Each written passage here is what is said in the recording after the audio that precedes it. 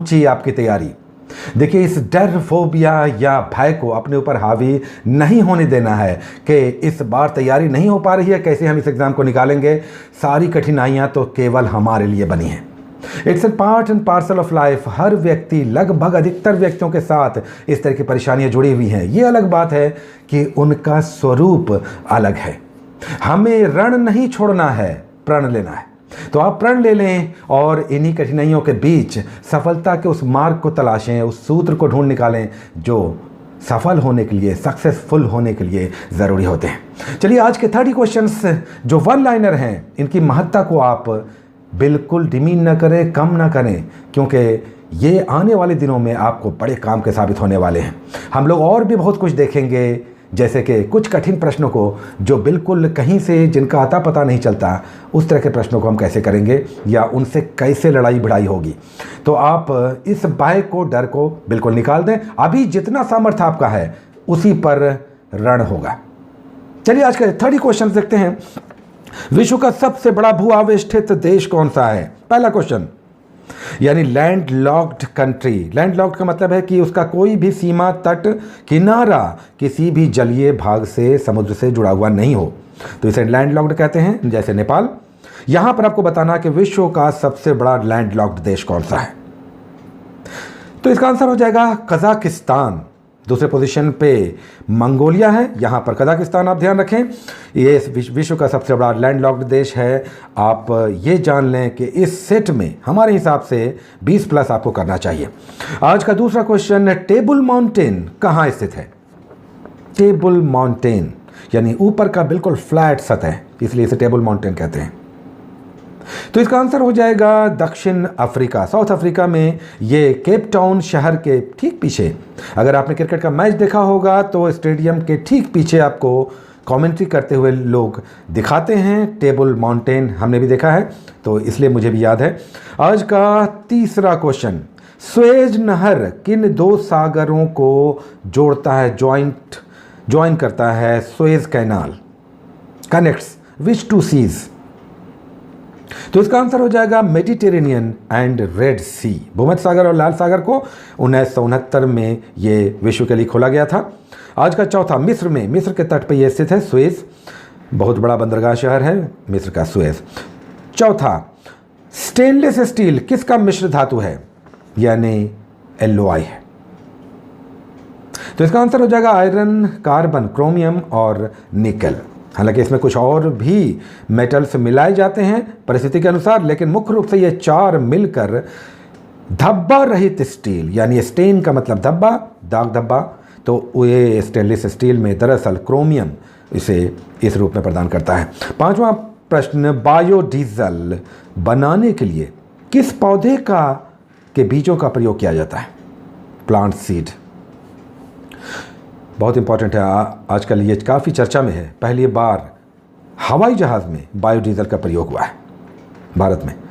तो इसका आंसर हो जाएगा जट्रोफा, जिसे हिंदी में रतन जोत भी कहते हैं। जट्रोफा के बीजों से ये बायोडीजल बनाया जाता है, जिसमें लगभग 25% जट्रोफा के सीड्स होते हैं। रेस्ट जो दूसरे पेट्रोलियम पदार्थ हैं उनको मिलाकर ये बायोडीजल बनता है। आज का छठा क्वेश्चन, कोबाल्ट 60 का प्रयोग किस रोग के इलाज में किया जाता है? कोबाल्ट 60, तो इसका आंसर हो जाएगा कैंसर। कोबाल्ट 60 एक आइसोटोप है जो रेडियो एक्टिव है। इससे गामा किरणें निकलती हैं, अल्फा बीटा गामा, जो दरअसल कैंसर के इलाज के लिए बड़े महत्वपूर्ण है। शिवाजी के, सातवां क्वेश्चन, शिवाजी के अष्टप्रधान मंत्री परिषद में सुमंत किस विभाग का प्रमुख था? सुमंत, अगर ये क्वेश्चन बहुत इंपॉर्टेंट है, आप ध्यान रखें, क्योंकि इस तरह के क्वेश्चन बराबर एग्जाम्स में दिखते हैं। शिवाजी के अष्टप्रधान में आपको ध्यान में रखना चाहिए कि सुमंत कौन सा था। तो इसका आंसर हो जाएगा विदेश मंत्री, यानी विदेश विभाग का प्रधान जो था वो सुमंत कहलाता था। आप जान लें कि शिवाजी की जो मंत्रिपरिषद थी वो अष्टप्रधान कहलाती थी, चूँकि ये 8 मंत्रियों से मिलकर बनी थी, इसलिए इसे अष्टप्रधान कहते हैं। ये आप ध्यान रखेंगे कि इसका जो हेड था, प्रधानमंत्री था, वो पेशवा कहलाता था। और सरे नौबत, इनके जो सैन्य विभाग के हेड थे वो सरे नौबत कहलाते थे, जबकि न्यायाधीश कहलाते थे न्याय विभाग के प्रधान। आज का 8वां क्वेश्चन, पानीपत का तृतीय युद्ध, थर्ड बैटल ऑफ पानीपत, इसमें पराजित शक्ति कौन थी? डिफीटेड पावर कौन था? किसे हरा दिया गया था पानीपत के थर्ड बैटल में? तो इसका आंसर हो जाएगा मराठा। देखिए, तीनों पानीपत के युद्ध आपको बिल्कुल ध्यान में रखने हैं। पहला पानीपत 1526 में हुआ बाबर और इब्राहिम लोदी के बीच, दूसरा 1556 में 1556 में जिसमें अकबर ने हिमू को हराया, और तीसरे में अहमद शाह अब्दाली जो अफगान आक्रमणकारी था उसने मराठों को हराया, विश्वासराव जिसमें मुख्य रूप से उसके सेनापति थे सदाशिवराव और विश्वासराव। तो यहाँ पर मराठे हारे 1761 में, 1761 में पॉनीपत का थर्ड बैटल हुआ था। पानीपत हरियाणा में स्थित है। आज का 9वां क्वेश्चन, भारत की पहली राजनीतिक संस्था, first political organisation of India, आधुनिक युग में ब्रिटिश काल में भारत की पहली राजनीतिक संस्था का नाम आपको बताना है, वेरी इंपॉर्टेंट। तो इसका आंसर हो जाएगा लैंड होल्डर्स सोसाइटी यानी ज़मींदार महासभा। ये ज़मींदारों की संस्था थी, जो बंगाल के ज़मींदार थे उन्होंने मिलकर इस संस्था को खड़ा किया था, जिसमें मुख्य भूमिका थी द्वारिका नाथ टैगोर की, जो रविन्द्रनाथ टैगोर के दादा थे।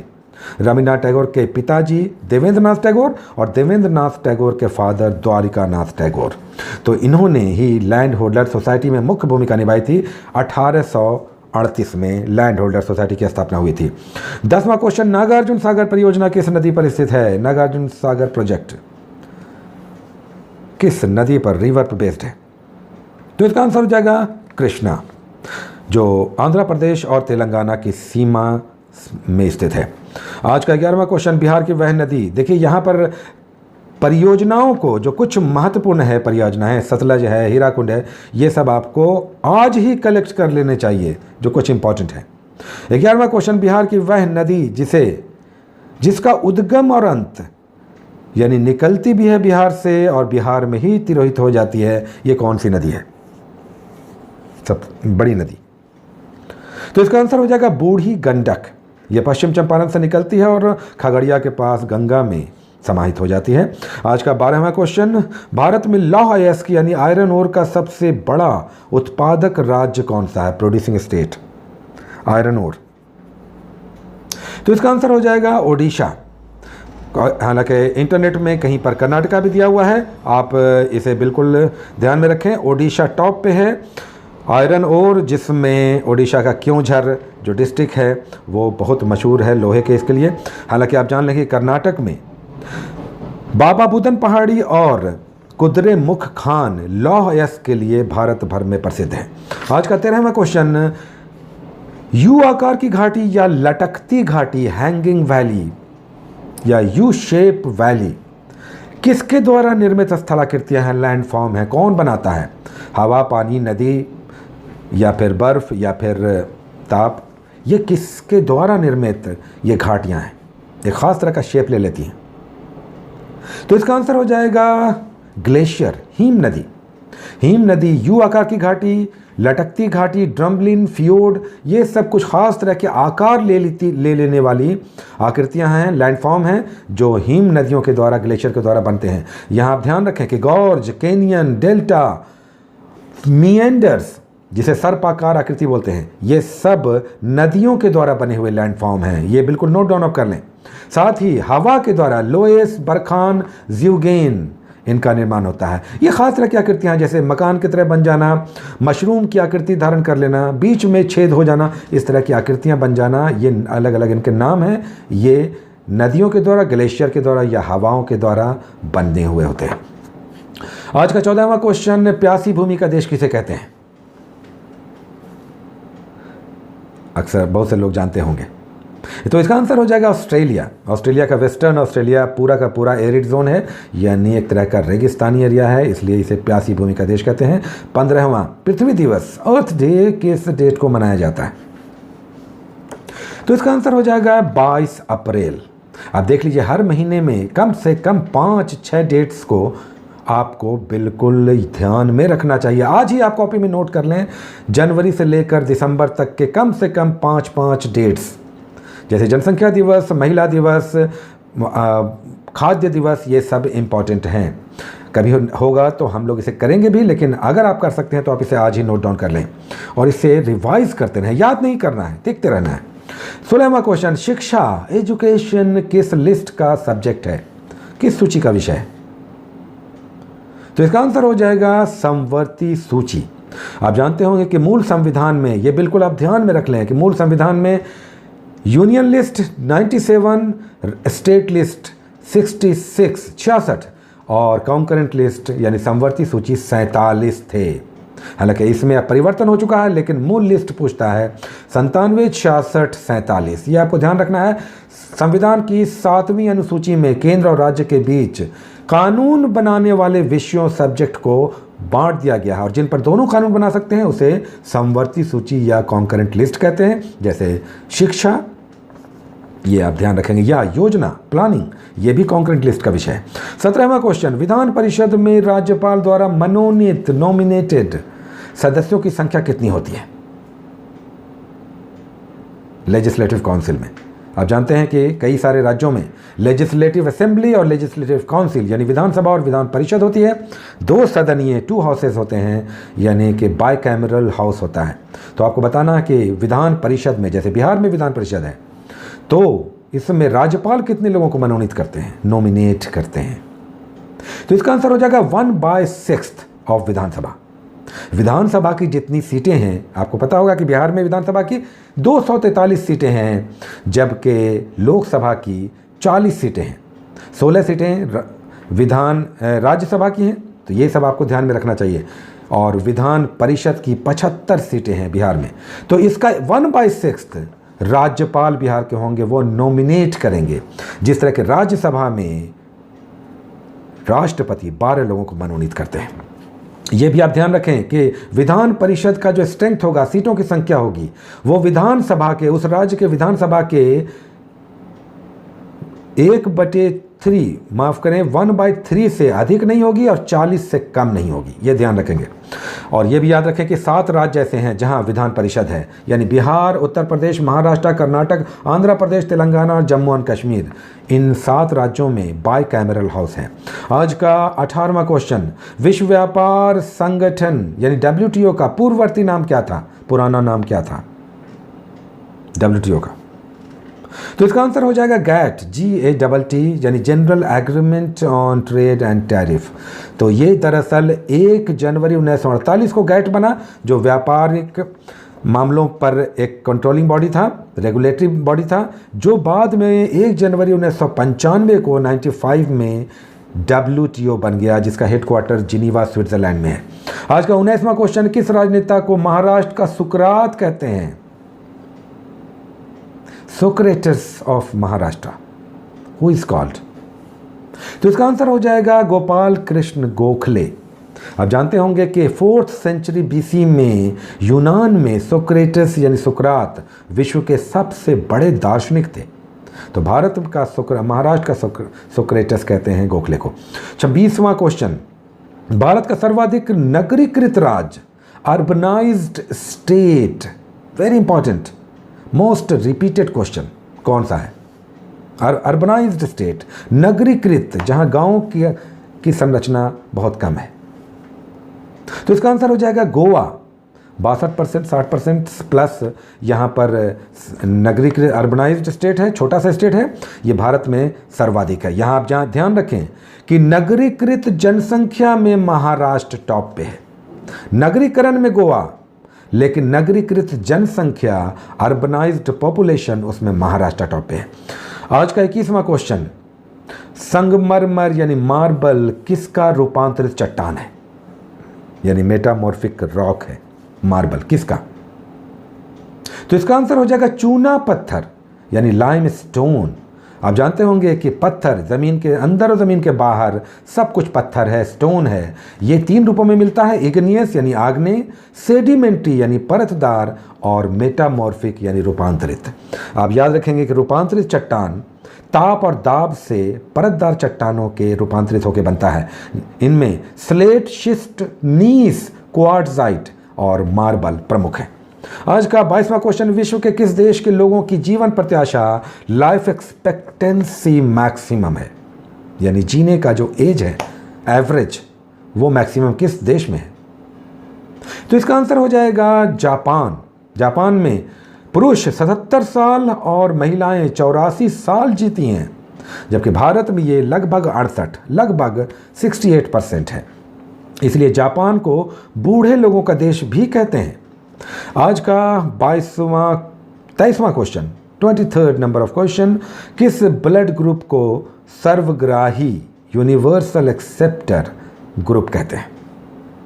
4 ग्रुप हैं, तो इसका आंसर हो जाएगा group A B group universal acceptor है, जबकि ओ ग्रुप यानी 0 ग्रुप यूनिवर्सल डोनर है, जो सबको दे सकता है, सबसे ले सकता है। ए बी ग्रुप यानी 4 ग्रुप में से, जबकि आप जानते होंगे कि ब्लड ग्रुप की खोज लैंड स्टीनर ने की थी। आज का 24वां क्वेश्चन, गीत गोविंद के रचनाकार कौन है? गीत गोविंद बहुत महत्वपूर्ण रचना है, रिपीटेड क्वेश्चन है, बार बार आता है। तो इसका आंसर हो जाएगा जयदेव।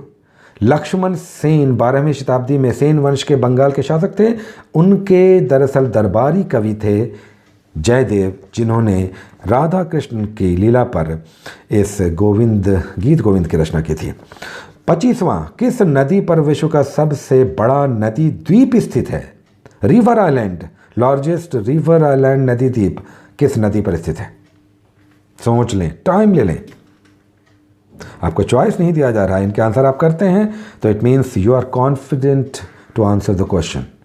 तो इसका आंसर हो जाएगा ब्रह्मपुत्रा नदी। माजुली द्वीप विश्व का सबसे बड़ा नदी द्वीप है और यह ब्रह्मपुत्रा नदी पर स्थित है। आज का 26वां क्वेश्चन, कांवर झील पक्षी विहार बिहार में कहां पर स्थित है? कांवर झील पक्षी विहार यानी bird sanctuary, Kanwar lake bird sanctuary Bihar में कहां है? तो इसका आंसर हो जाएगा बेगूसराय।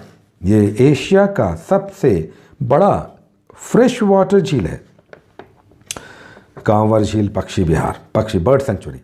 आज का 27वां क्वेश्चन, चौरी चौरा घटना ने किस राष्ट्रीय आंदोलन का अंत कर दिया था? चौरी चौरा घटना ने राष्ट्रीय स्तर पर हो रहे आंदोलन का अंत किया था। तो इसका आंसर हो जाएगा असहयोग आंदोलन, नॉन कोऑपरेशन मूवमेंट। 1920 से 22 असहयोग आंदोलन चला और ये चौरी चौरा घटना 1922 में हुई, जिसमें गोरखपुर के पास चौरी चौरा गांव में पुलिस थाने पर राष्ट्रवादियों ने हमला करके जो आंदोलनकारी थे उन्होंने 22 पुलिसकर्मी को जिंदा जला दिया था। आज का 28वां क्वेश्चन, सबसे अधिक अनुसूचित जाति वाला जिला यानी SC बेस्ड जिला कौन सा है? शेड्यूल कास्ट बेस्ड, सबसे अधिक शेड्यूल कास्ट किस जिले में बिहार के हैं? तो इसका आंसर हो जाएगा गया, जहां लगभग 30.4% शेड्यूल कास्ट के लोग हैं। ये बिहार में सर्वाधिक हैं, जबकि भारत में आप जानते होंगे सबसे ज़्यादा SC कैटेगरी के लोग उत्तर प्रदेश में रहते हैं।